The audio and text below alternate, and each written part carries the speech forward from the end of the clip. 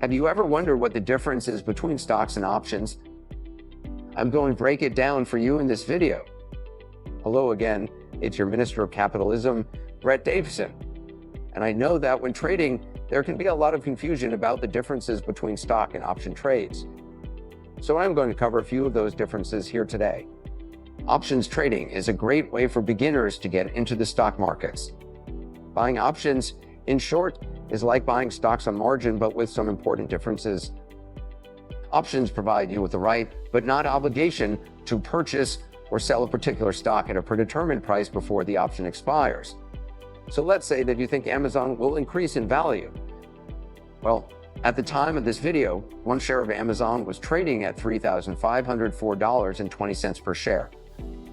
If you wanted to buy 100 shares, this would cost you $350,420. On the other hand, if you felt they would go up over the next month, you could buy one call contract at the $3,520 strike price, expiring July 23rd. In buying one contract, you would control 100 shares of Amazon, but your cost would be $81.39 per share.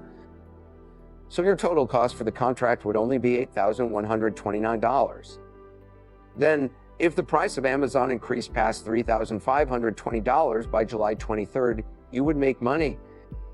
On the other hand, if you felt Amazon was going to drop, you could buy puts. In this case, you could buy the 3,500 strike puts that expire July 23rd.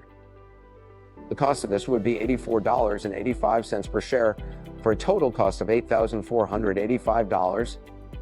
Then, if by July 23 the price of Amazon dropped below $3,500, you would make money. So that is basically how buying options works. Of course, you can get into more complicated trade setups, but that's beyond the scope of this video. If you're starting out, I highly recommend that you begin by joining us inside the Empirical Collective. Once inside, you will receive our exclusive option trade alerts that have been averaging a 94% trade win rate and a return per trade of over 24%.